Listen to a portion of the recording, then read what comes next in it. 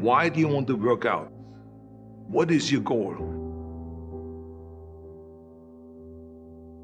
The most important thing is that you have a vision, that you have a goal. Because without that vision and without that goal, again, you're drifting around and you're never gonna end up anywhere. People don't become successful just by accident. You know, I mean, maybe the guy that found gold in California and started the gold rush, but don't count on that. That's the one in a lifetime kind of a situation. So you got to really have a specific goal, and to me, to have that vision that I want to be Mr. Universe, that I want to be the greatest bodybuilder of all time. That was a great vision, and that specifically to look like Reg Park and to be up there on that stage and to lift the trophy overhead and to win the championship over and over and over again. So that was a great goal. You have to have a goal. Now, it doesn't have to be that specific goal, but it has to have some goal. This is why I always recommend to people, sit down, take your time, and start thinking about, why do you want to work out? What is your goal? And that can be as crazy as it is. It could be, I want to impress girls. If that's your goal, so be it, but it motivates you. It could be that you're emulating a certain, bodybuilder or a certain football player, a certain boxer, whatever it is. Have those pictures put all over the wall like I did when I was a kid. I put pictures of Reg Park and of Sonny Liston, of boxers and of Ali and of powerlifters and weightlifters all over my bedroom, wall. So that every day when I go to sleep, every day when I wake up, I look at those pictures and they motivate me. You need that motivation, and then therefore you have this kind of imprint in front of you all the time, and you know exactly what you're chasing.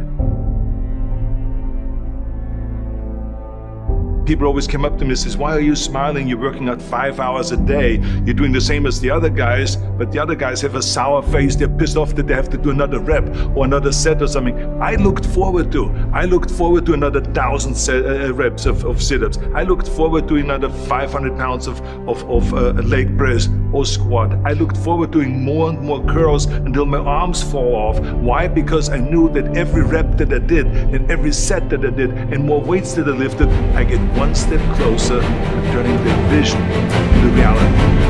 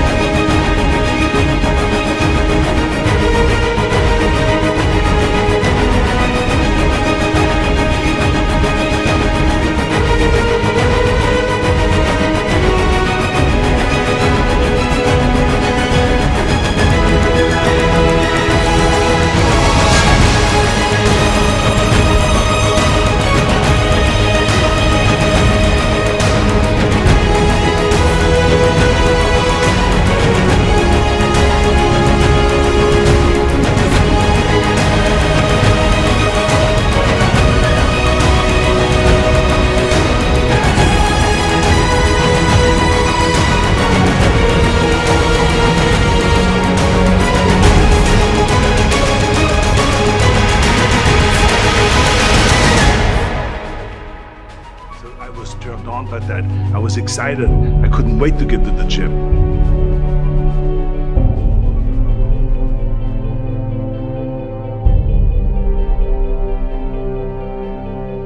I remember that when I weighed 245 pounds, and Bob Raferson, the director of Stay Hungry, said to me that I'm interested in having you come in for a reading and work on your acting and all this because I'm interested in having you in a movie to star with Jeff Bridges and with Sally Fields.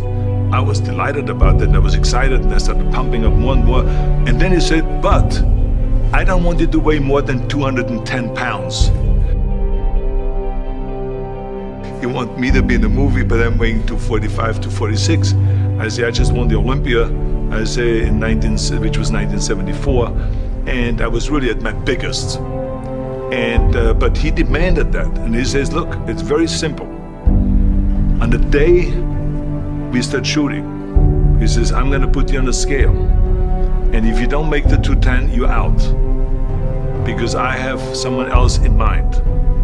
And I worked on it. I started visualizing myself very clearly as a lean athlete, because that's the only way I could lose that weight and all of a sudden get interested in running more, because up until that point I ran like 3 miles after training or before training or whatever, but now all of a sudden it was 5 miles, 6 miles, 7 miles, 8 miles, and they even ran mini marathons in order to lose the weight, and I did everything with high reps, and I was watching my diet, what I eat and all those kind of things. And but the day before, I remember we were in Birmingham, Alabama. The day before I was at the YMCA with Bob Raferson. He was swimming and I was working out and I was running. There was a track there and I was running. He says, let's step on the scale. And I stepped on the scale and I weighed 209.